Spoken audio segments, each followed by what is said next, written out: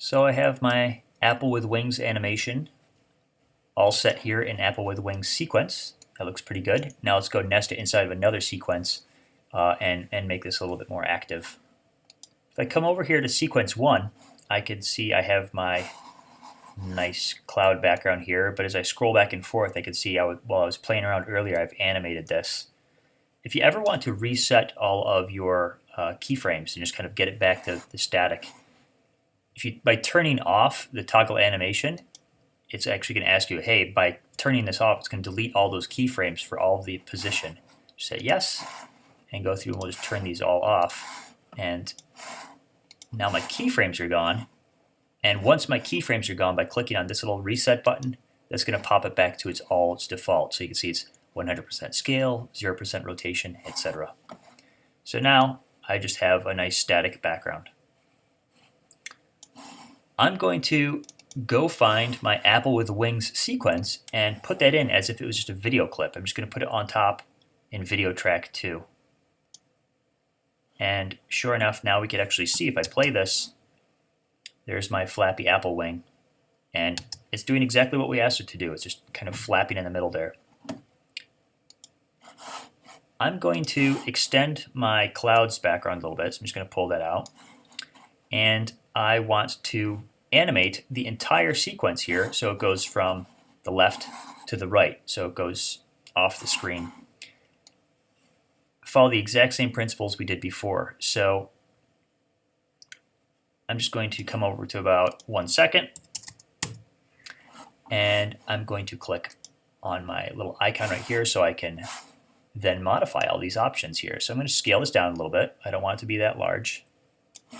And I'm going to, my position A is going to be off screen here.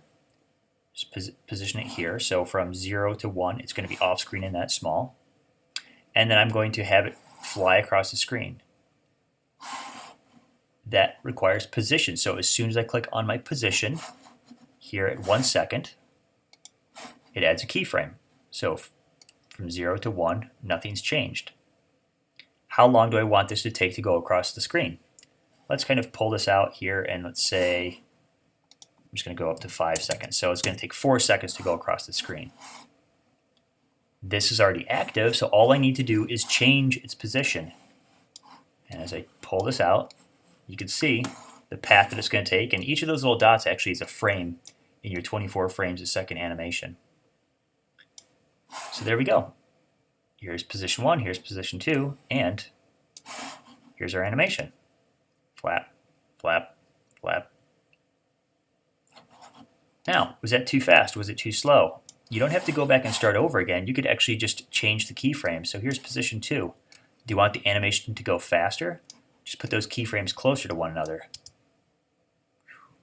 That's kind of comical. Do you want it to go really slow? Pull them apart, and it slows down.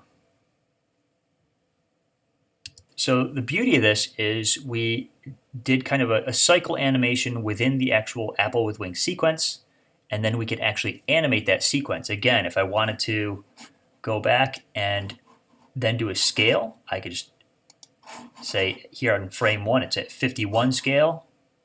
And over here, I could actually shrink this down so it goes even smaller to like 18 or so. And now I've just added, now it looks like it's kind of flying out off into the distance a little bit there. Pretty easy to do, very flexible when you do it this way.